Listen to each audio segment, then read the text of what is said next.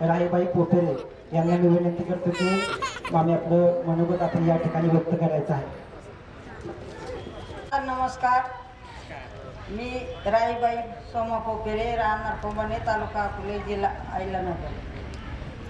तर आज खरोखर एक मला एवढा आनंद झाला का सुरुवातीला मी माझ्या भागामध्ये मला असं वाटत होतं का मी एकटीच काम करते आणि माझं काम का कोणी करीत नाही, का कोणी घेत नाही. पण आज बाकी हे काम बऱ्याच ठिकाणी गेले हे आज मला दिसून आले. मी प्रत्येक गावामध्ये गेलो, मी प्रत्येक गावात एक बोलते का माझ्यासारखी प्रत्येक गावात एक एक राहीबाई घडावं आणि प्रत्येक गावात एक बीज बँका स्थापन. तर आज एक बीज बँकेला मी भेट दिली. मला खरोखर एवढा आनंद झाला ना, मी तिथं आल्या पहिलं त्या बियाला बघितलं, मी पाणी सुद्धा नाही पिलं. काय हे काम आता घराघरामध्ये जायला लागलं, पण आताची गावामध्ये सुरू झालंय, पण हे काम घराघरामध्ये सुरू झालं पाहिजे ही माझी मोठी अपेक्षा आहे. आणि माझा तर हे काम आता इथं प्रत्येक व्यक्ती आता कागद बघून बोलतात नाही का, मोबाईलमध्ये बोलतात. मला कागदही कळत नाही आणि मोबाईलही पण कळत नाही, माझं शिक्षणच काही नाही. तर मी काय बोलणार आहे, कोणता अभ्यास मी केलाय? मी फक्त एक निसर्गामध्ये राहून मी फक्त निसर्गाचाच अभ्यास केलाय. आणि जे आता जसे शिक्षण घेऊन सगळे मुलं म्हणा मुली म्हणा सांगतात, मी फक्त एक निसर्गाची शाळा शिकून आणि निसर्गाचं शिक्षणच मी आज समाजाला सांगते. तर हे निसर्गाचं शिक्षण म्हणलं तर कसं आमचा खूप दुर्गम भाग आहे. माझ्या गावाला रस्ते पण नव्हते, पाणी तर अजूनही नाहीये. आता इथून पुढं शेतीला पाणीच नाही. आता या वर्षी तर एवढी काय नुकसान आहे पिकांची. पाऊस धड पडला 4, 5, 7 महिने आणि आता प्यायला पाणी राहणार नाही. म्हणजे ह्या परिस्थितीमध्ये माझं गाव आहे.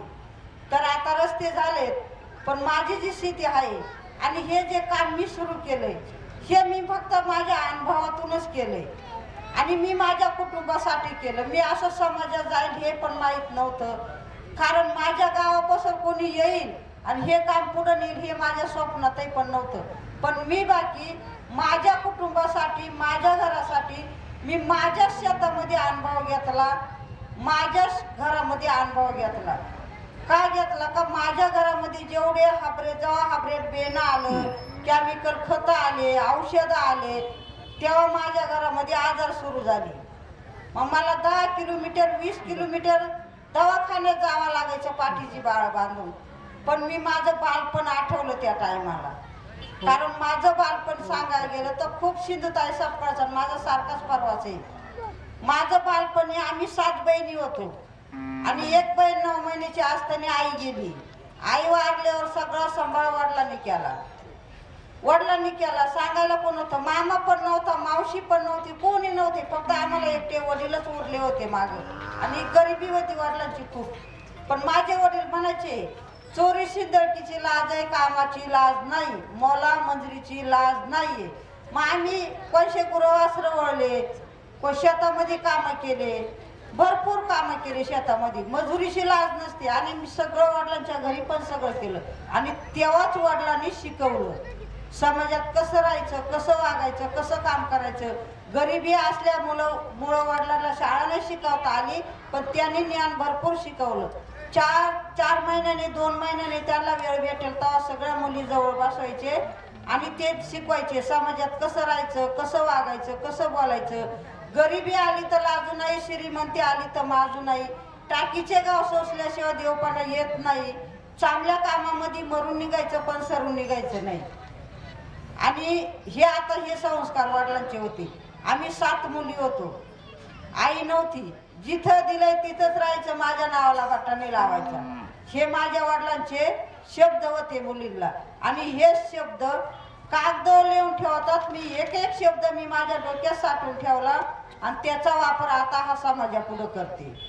आणि खरोखर जे आई वडिलांचं वाक्य, जे आई वडिलांचं हे पारंपरिक जे ज्ञान घेईल ना, आई वडिलांचं कधीच वाया जाणार नाही. कधीच. ती चांगली आई असो, चांगला बाप असो किंवा वेडा असो. माझे वडील पण शिकेल नव्हते, माझे वडील अडाणीच होते. आणि हे काम मला त्या टायमाला दवाखान्यात चालले होते आणि पाठीची बाळ बांधेल होतं, हातात छत्री होती, दिवस उन्हाळा होता. मला माझं लहानपण आठवलं का आपला पर्वत एवढा खडतर होता तरी कुठले आजार नव्हते. खरोखर मी माझं लग्न 12 वर्षीच लग्न झालं. 12 वर्षी लग्न झाल्यावर मला 1-2 वर्षे चांगलं ठेवलं घरामध्ये. नंतर मला तिला राहून द्यायचं नव्हतं. आता हे सांगून हे समाजाला, पण आता पुढची पिढीसाठी मला सांगावंच लागतं आणि सांगावं असं वाटतं. मी 40 वर्ष गाईच्या गोठ्यामध्ये प्रवास केला.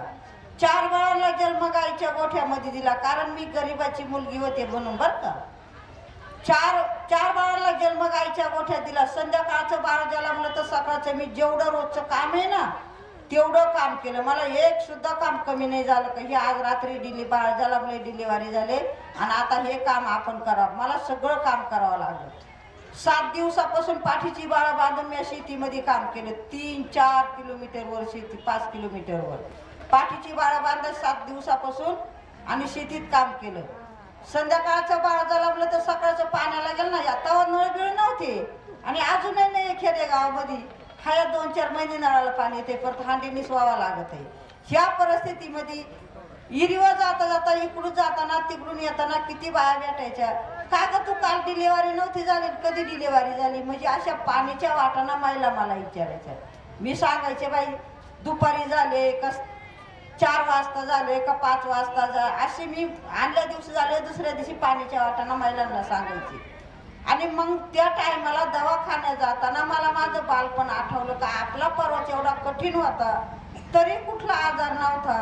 आणि आता तर घरामध्ये सुविधा झाल्यात, मग हे आजार येतात कुठून, कसे येतात, काय येतात, हा मी विचार करीत गेले आणि विचार करत आले. 10 किलोमीटरवर मी दवाखान्यात चालली होती. जाता जाता मला असं त्या रस्त्याने असं ठरलं का हे आजार कुठून येतात घरामध्ये, कसे सुरू झाले हे मला शोधायचे.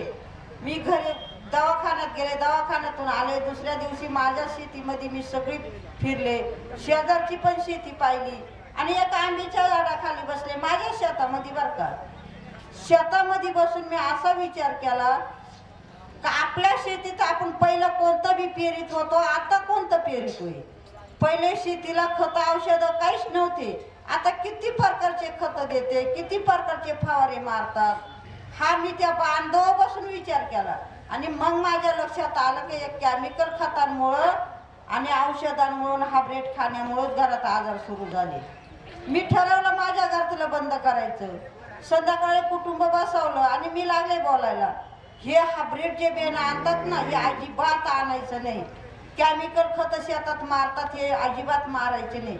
मला लहान मोठं घरातून बोलायला लागलो, तुला काय वेड लागलं का, तुझ्या डोक्यात काही फरक झाला का, अचानक तुला काय झालं असं बोलायला का, काहीच नाही करायचं. आणि लोक नवीन आणतात, नवीन करतात, आई म्हणते का सगळं जुनं करायचं. मला खूप वाईट बोलले, त्याचा मला खूप राग आला. मी एकच शब्द वापरला, आजपासून मी घरात काहीच बघणार नाही. आणि 8 दिवस गप्प बसले, पण 4 दिवसाच्या आत माझा एक नातू आजारी झाला. त्याच्याकडे मी दुर्लक्ष केलं आणि ते बाळ मी घरातच नीट केलं असतं, पण दुर्लक्ष केल्यामुळं असा परिणाम झाला का त्याच्या आई वडिलांनी खेडेगावात नेला. 2 दिवस नाही फरक पडला. एक तालुका म्हणून अकोल्यात 5 दिवस ऍडमिट केला. तिथून संगमनेरला पाठवला. संगमनेरला 4 दिवस होता. आता मला पण गावातले लोक बोलू लागले, एवढं इथं 5 दिवस पोर ऍडमिट आहे, संगमनेरला आज 3 दिवस झाले तरी तू बघायला जात नाही. म्हणजे मला शेजारचे पण वाईट बोलू लागले. मग मी 3ऱ्या दिवशी संगमनेरला बघायला गेलं तर त्या बाळाची परिस्थिती आम्हाला जगायची म्हणून दिसेना. मला पण वाईट लागलं का हा माझा राग मलाच कामी आला म्हणून. तिथून 4थ्या दिवशी ते बाळ नाशिकला पाठवलं. जवळ 1 रुपया सुद्धा राहिला नाही दवाखान्याला. एकच मंगळसूत्र होतं लग्नाचं, 1 मंगळसूत्र आणि 2 मणी. तेवढं मी तटकन तोडलं. नाशिकमध्ये ते 2 मणी 1 मंगळसूत्र मोडलं आणि तिथून ते बाळ मुंबईला नेलं केमच्या दवाखान्यात. पण 1.5 महिना दवाखान्यात होतं तर 1.5 लाख रुपये लागले त्या टायमाला. मग हा परिणाम माझ्या स्वतःच्या घरात घडला.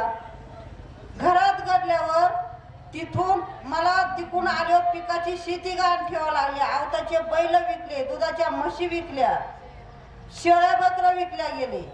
पण मला मुंबईला मदत नातेवाईकांनी भरपूर केली, तुमच्यासारख्या लोकांनी भरपूर केली, पण नंतर त्याचे पैसे मी नाही ठेवले, दमादमाने सगळे दिले. हा परिणाम माझ्या स्वतःच्या घरात घडला.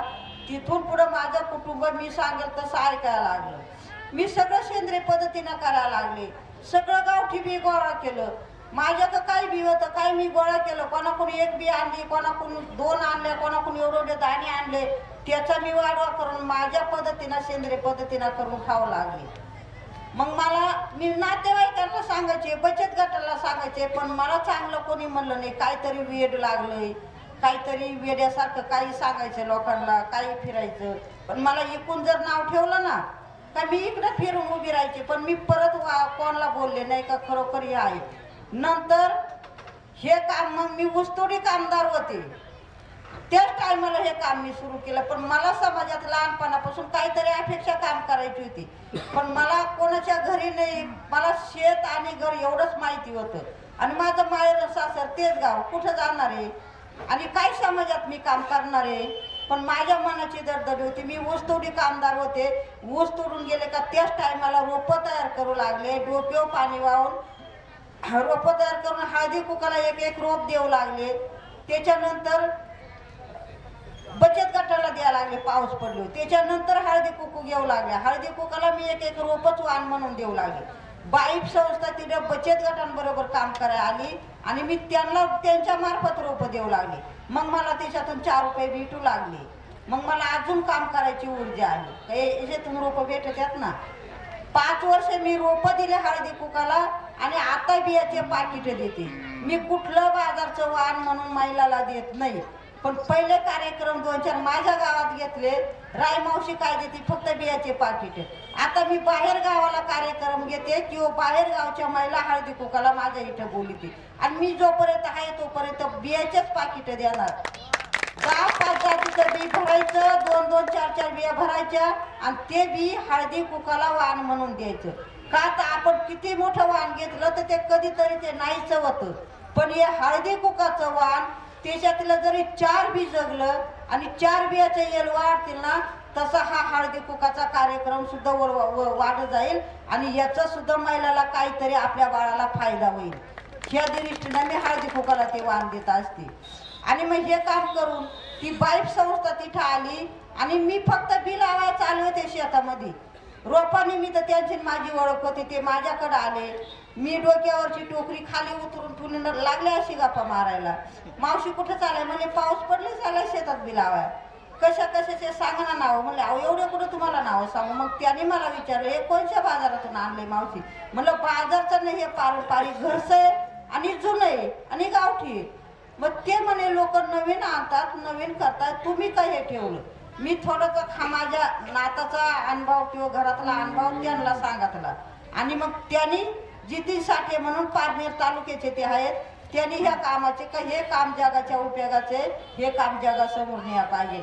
त्यांनी मला खूप मोठी मदत केली आणि आज त्यांच्यामुळे हे काम जगासमोर नेले आणि त्यांच्यामुळे हे पुरस्कार माझ्या घरामध्ये भेटले. पण मी 12 वर्ष एका झोपडीत काम केलं. नंतर मला हे काम मी सोडून दिलं असतं. माझं छोटंसं घर होतं आणि स्वयंपाकपडी होती. त्या स्वयंपाकपडीमध्ये मी बीज बँक स्थापन केली, पण तिच्यात कमी पडू लागली. बी कुठं ठेवू. असे 4 पाहुणे आले, त्यांना बसा जागा नाही. कॉलेजचे मुलं येऊ लागले, लाईट पण नव्हती मला. ते कॉलेजचे मुलं आले, सगळं अंधार व्हायचं. मग हे काम कसं करायचं. मला लाज वाटू लागली. ते पाहुणे कॉलेजचे मुलं येऊ लागले. मला वाटलं हे काम सोडून द्यावं, आता बाद झालं, आपल्या पुरतं करावं आणि सोडून द्यावं. मी घरकुल मागत होते, पण मला घरकुल सुद्धा त्या टायमाला कोणी दिलं नाही, कारण मी खूप दुर्गम भागातली, खूप गरीबाची मुलगी, गरीब ना. मग पुण्यामध्ये एक कार्यक्रम होता. आता इथं याला पुरस्कार दिला ना ह्या बऱ्याच व्यक्तींना. असे माझ्या हाताने तिने काही पुरस्कार दिले, पण पुरस्कारावाल्या मला पण पुरस्कार भेटला. 10-12 व्यक्ती होत्या. आता ते असे स्टेज उभं राहून मला हा एक भेटला, तो एक भेटला, 2 भेटले, 4 भेटले, असे नावं पण सांगत. मला त्याचं विशेष वाटलं. 2-2 पुरस्कार भेटले तर एवढे नावं सांगत आहे. मला किती भेटले हे सांगता नाही येणार, पण यांना ठेवायला जागाच नाही ना. आणि हे पुरस्कार घेऊन काय माझं पोट भरल का.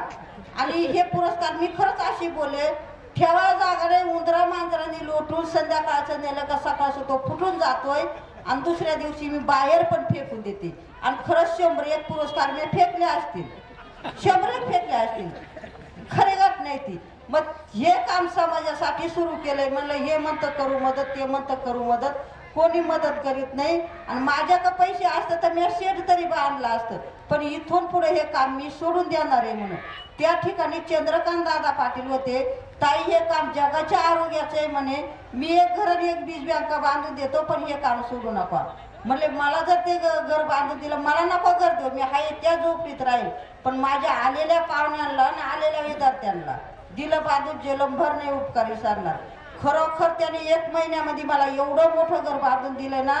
त्या दिवसापासून ते उद्घाटनाला आले. त्यांनी एक बहीण म्हणून भेट लावली, बहिणीचं नातं लावले.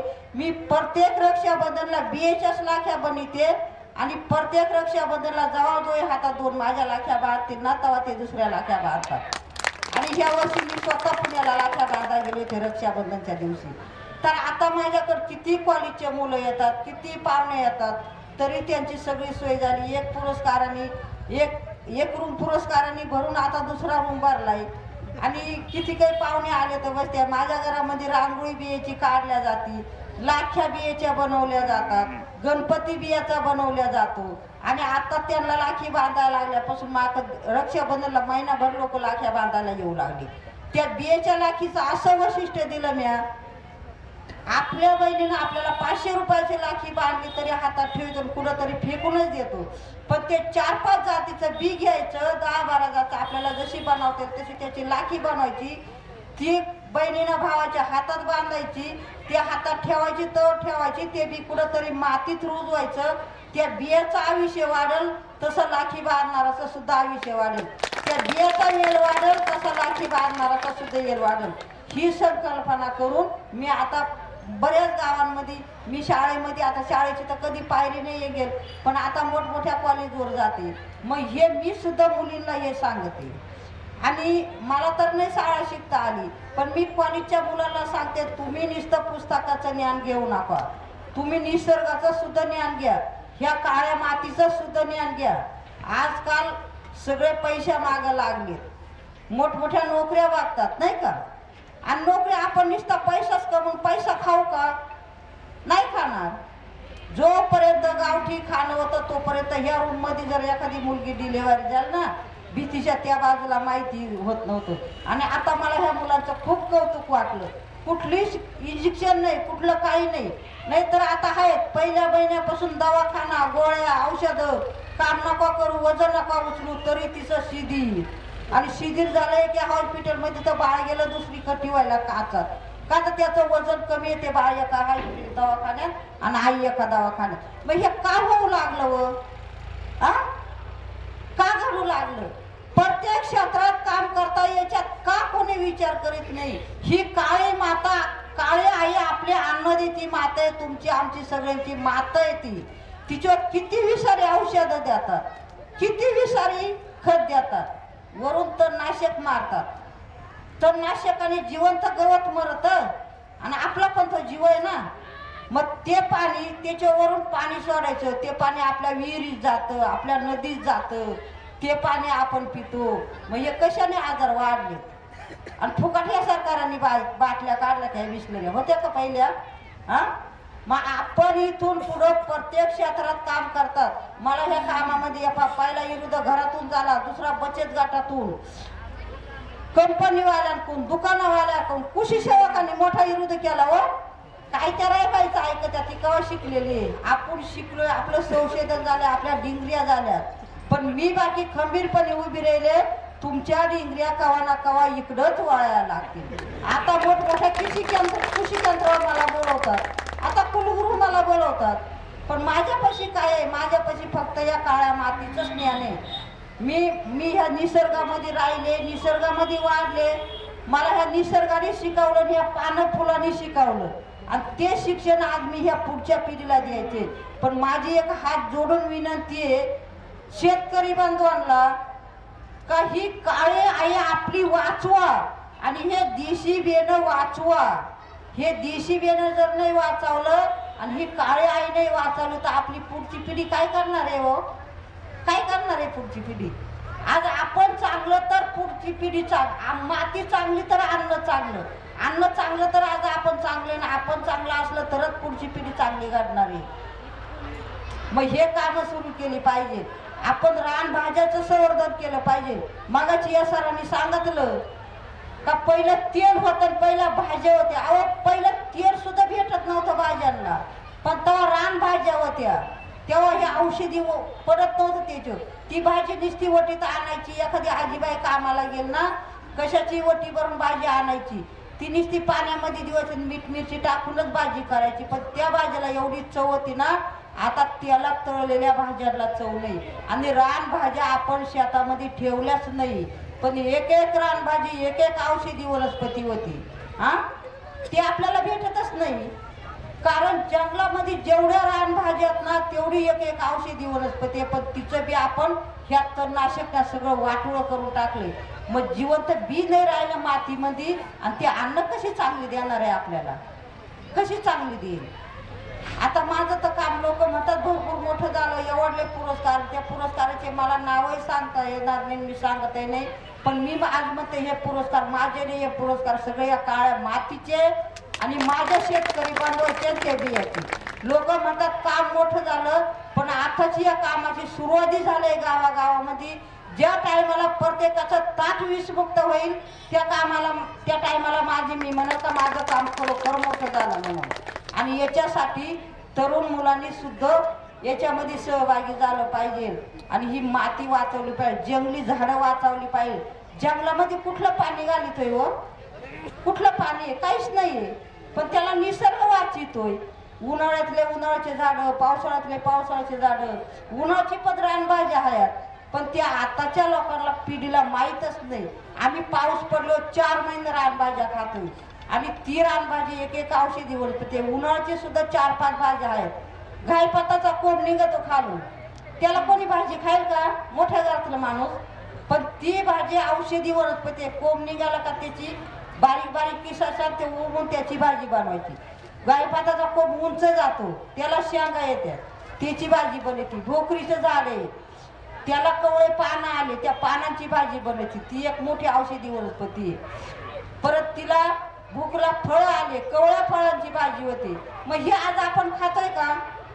हा, आमच्या का पावसाळ्याची दिवेची भाजी, बर्देची भाजी, चाईची भाजी, आंबट यालाची भाजी, म्हस यालाची भाजी, फांदीची भाजी, पोळूची भाजी, गोळूची भाजी, चित्रुकाची भाजी, अशा ह्या रानभाज्याचे भरपूर नाव आहेत, अजून कितीतरी आहेत.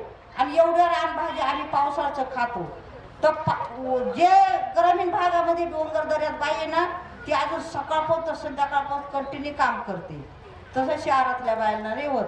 आणि हे कोरोनाने शिकवलं सगळ्यांना का शहरामध्ये सगळे घरात बसवले, पण माझा शेतकरी बंधू बसवला का कोणी घरात नाही बसवला.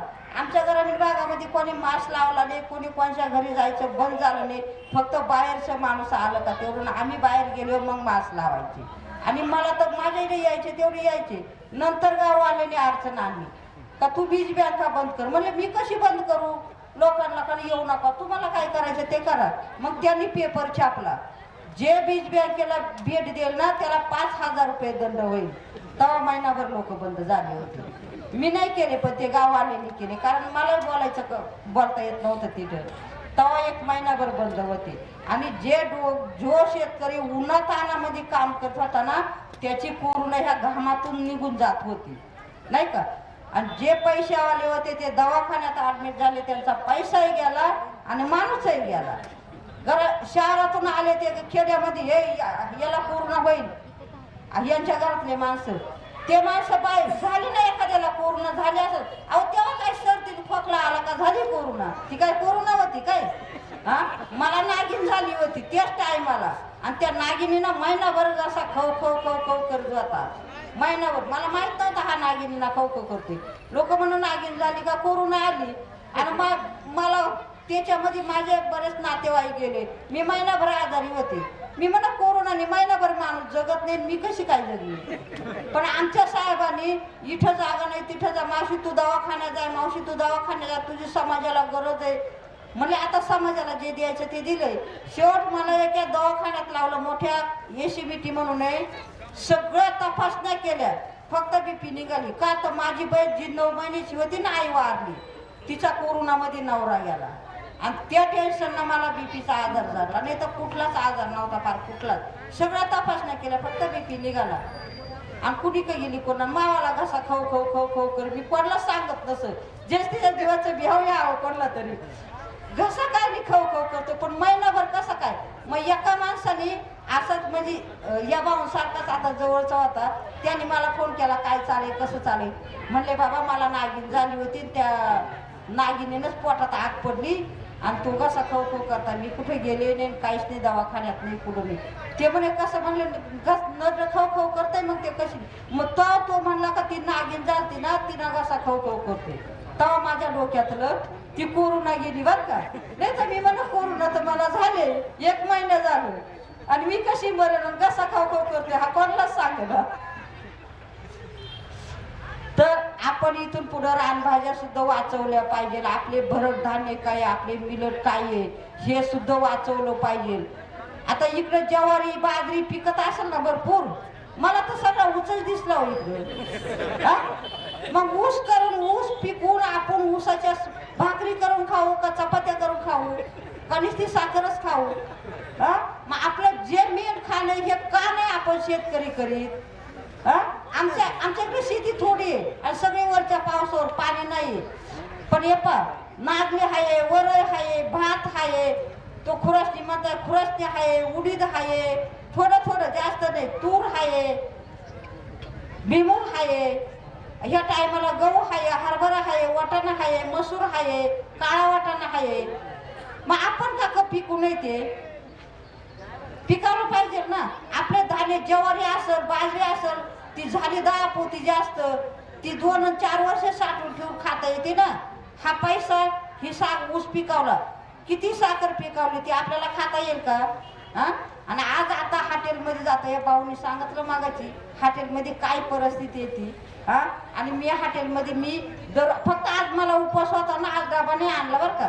काहीतरी वाटाणे फळं घ्यायचे, पण मला इकडं चांगलं जे माझी आवडीचं होतं म्हणजे भगरीचा भात तोच मला इथं येऊन भेटला. आणि हे केलं पाहिजे, आपण भरडधान्य घातलं पाहिजे. आपण मुलांना आता इथं महिला कमी, आता आपल्या मुलांना नाश्त्याला काय देतो सकाळचं नाश्ता काय देतो, पोहे कुरकुरे मुरमुरे आहे ना, मॅगी बिगी काय निघाले, हे आपलं खाद्य आहे का नाहीये. अहो कुरकुरे मुरमुरे आपल्याच पोरांचं आरोग्य आपण घातक करतोय नाही का. त्या कशा बनवतात आपल्याला माहित आहेत का. मग मी म्हणते हॉटेलमध्ये जातात 1 ताट 10 वाटे राहतात ना. मी तर सगळं विषारी म्हणते. मला येतो प्रसंग, मी 4-4 8-8 दिवस बाहेर राहते. मी हॉटेलमध्ये गेले ना तर ज्वारीची भाकर बाजरीची भाकर किंवा चपाती विचारणार आणि त्याच्यावर भाजी काय, लोणचं किंवा हिरव्या मिरचीचा ठेचा किंवा कच्चा कांदा, ही माझी भाजी बरं का. हॉटेलमध्ये किती भारी असलं तरी मला काही आवडत नाही. आणि घरची भाकर मी 4 दिवस खायला आणि मी डबा घेऊनच येते घरचा, फक्त आजच नव्हता आणला कारण मला उपवास होता म्हणून. मग आपण मी म्हणते त्या 10 भाज्या खाण्यापेक्षा ना आपण 2च भाज्या खा नाही तर 1च खा. पण माझी कळकळीची विनंती हो, आपलं आरोग्य चांगलं ठेवा. जे जे जे चवेला चांगलंय ना, जे चवेला चांगलंय ते आरोग्याला घातक आहे. ज्याच्यामध्ये चमक आहे त्याच्यात धमक नाहीये. पण आज आपण जे चवेला चांगले ना तेच खाऊन राहिले. अहो जुने माणसं 105 वर्ष 107 वर्ष जगत होते आणि आता 50 ते 60 वर्षे माणूस म्हातारा सुद्धा राहायची नाही. किंवा लहान लहान पोरांना आटकवर येतं. शुगर, हे बीपी शुगर काय काय म्हणतात साखर, हे कुठून आणले हो. हे आपणच आपले आजार आणले. मग प्रत्येकाला जर हे केलं तर तुम्ही चटणी भाकर खा, पण हे विषाऱ्या भाज्या दूर करा. आणि तुम्ही रानभाज्या आणा, मी कोट दिल तेलाच्या काळा खा, त्या भाज्यांना किती चव आहे. आणि आता बरेच लोक इकडे शेतकरी सुरू झालेत. तर माझी एक शेतकऱ्याला कळकळीची विनंती आहे, बाबांनो आपली माती ही वाचवा आणि चांगलं. आता आपण म्हणतो, मी तर म्हणते प्रत्येकाच्या शेतात परसबाग पाहिजे, प्रत्येकाच्या दारात किचन गार्डन पाहिजे आणि प्रत्येकाच्या ताटात विषमुक्त भाजी आली पाहिजे. आणि ती प्रत्येकाच्या ताटात दारातली किचन गार्डन मधली भाजी ना मला त्या भाऊच्या दारात आज बघायला भेटली. हे प्रत्येकानं केलं पाहिजे. कुंडीमध्ये भाजीपाला येतो. 2 वांगीची झाडं आले, हे 2 वांगीची झाडं लावले तर त्याला 4-5 वांगी निघतात. एक कुटुंबाची भाजी होती. 2 मिरचीचे झाडं येतात, थोडीशी कोथिंबीर येते, ती 4 वखत करून खाता येते. हे केलं पाहिजे आणि हे शिकलं पाहिजे. आता काही लोक म्हणतात आता बरं इथे मोठं शहर आहे म्हणाला, इथं बंगले आहेत, लावा जागा नाही दारामध्ये, नाही का. मी म्हणते ह्या 2 फरच्या उठून त्या तिकडे बाजूला फेकून तिला 2 बी लावा, त्याला दोरी बांधून आपल्या दारात ही वेलही दिसल आणि आपल्याला भाजी चांगली खायला भेटेल ना. मग हे शिकलं पाहिजे माणूस, हे केलं पाहिजे. आणि रानभाज्या आपण संवर्धन, मग मी शाळेमध्ये सांगते तुम्ही रानभाज्या मेळावा भरावला पाहिजे का, मुलांना माहिती पाहिजे. एखादीची आजी असली, आजी मला सरांनी रानभाजी आणायला सांगितले, हे एक भाजी ते एक भाजी, एकमेकाला माहिती होती. भरत धान्य काय आहे, आपली ज्वारी असेल, बाजरी असेल, नाही का, भात असेल, राळा असेल, सावा असेल, वरई असेल, नागली असेल. आमच्या भागामध्ये नागलीची भाकर ना हो, जे गरीब लोक ना आमच्यासारखे गरीब लोक ते खायचे बरं का नागलीची भाकर. आणि आता डॉक्टरांना नागलीची भाकर भेटायला लागली. आता डॉक्टर म्हणतात नाही नागलीची भाकर खा, ज्वारीची भाकर खा, नाही का. पण नागलीची भाकर म्हणजे रक्त वाढीला रक्त शुद्ध करायला एकच नंबर. आणि आता जे लोक खात नव्हते पहिले ते लोक आता खातात. आता मग आयुर्वेदिक डॉक्टरही बरेच येतात. आणि आपण सुद्धा अजून काही लोकांना आयुर्वेदिक विश्वास नाही ठेवीत बरं का. पण खरं आयुर्वेदिकच आहे आजकाल चांगलं, खरंच आयुर्वेदिक. कारण आयुर्वेदिकमध्ये परत आता जुन्याकड लोक वळले. आणि जे आयुर्वेदिक डॉक्टर आहे ना खरोखर त्यांचं कपड आपण गेलो पाहिजे. त्यांना पण अशा कार्यक्रमामध्ये काहीतरी केलं पाहिजे. मग ते कोणत्याही समाजात आयुर्वेदिक असतो. आपण मी विक्रमगडला गेले, तिथं कोकण होतं आणि समोर चायना मांडेल होती. आता तर मग नवीनच काम होतं बरं का. आणि मी नाही कोणाला बियतच नाही ना आज परत कोणाला बियायला नाही बोलायला. कारण मी कुठं शिकून नाही आले बोला, मी जे काम करते तेच बोलते.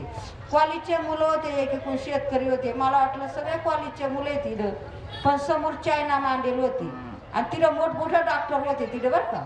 आता इथे असतील डॉक्टर म्हणायला, त्याचं काही वाद नाही आहे. डॉक्टर होते, मला वाटलं कॉलेजचे मुलं शेतकरी आहेत. मी गेले बोलून, कारण ती चायना मांडेल होती तिथं ना असं प्रदर्शन, म्हणून मी त्याच्यावर बोलले. आपण शेतकरी प्रत्येकाच्या शेतात विष पिकितो, ते आपणही खातो, दुसऱ्यालाही खाऊ घालतो आणि कुठंतरी आजाराला बळी पडतो. मग जो गरीब शेतकरी असला तो दवाखान्यात गेला, जोपर्यंत त्याच्याकडे पैसे आहेत तोपर्यंत डॉक्टर त्याचे उपचार करतो. आणि त्याच्याकडे जर रुपया नसला तर एक गोळी सुद्धा देऊ शकत नाही. मी म्हणले असं करून डॉक्टरांनी बंगले बांधले आणि आपण शेतकरी हाय त्या जागेवर, नाही का. आता माझ्या बरोबर एक साहेब होता, आज नाही कोणी पण तेव्हा साहेब होता. मावशीनं हा शब्द नव्हता बोलायला लागत. इकडे सगळे डॉक्टर लोक आहेत, पण असत ना डॉक्टर लोक, मला काय करायचंय. आणि ते डॉक्टर प्रत्येक माई खातामध्ये गेलो ना राहिले उभे.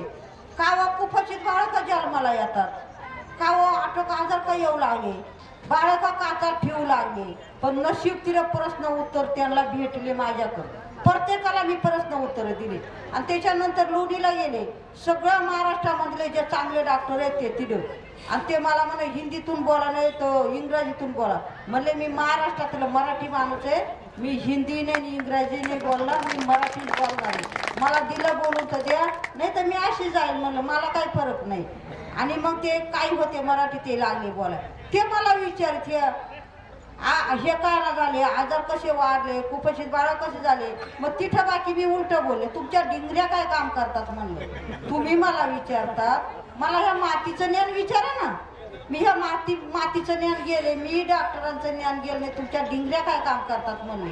तुम्ही जर मला विचारतात तर तुमच्या डिंगऱ्या काम काय करतात. तुम्ही तर 1-2 लाख पैसे घेतात आणि मेल्याला माणूस लवकर सोडती नाही बिल घेतल्याशिवाय. मग याच्यासाठी डिंगरी आता म्हणलं तुमच्या. परत ते डॉक्टरांनी मला सवाल नाही केला.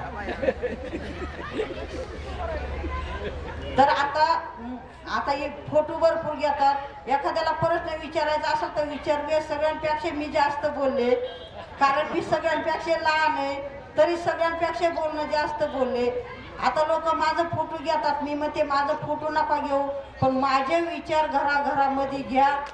आणि आपल्या मुलांना काय खायला द्यायचं, उद्यापासून काय नाही खायचं हे जे तेच ठरवा, एवढी माझी कळकळीची विनंती. नाही तर दररोज आणि आपल्या प्रत्येक शाळेमध्ये आपण सुद्धा जाऊन तिचा सहभाग घेतला पाहिजे.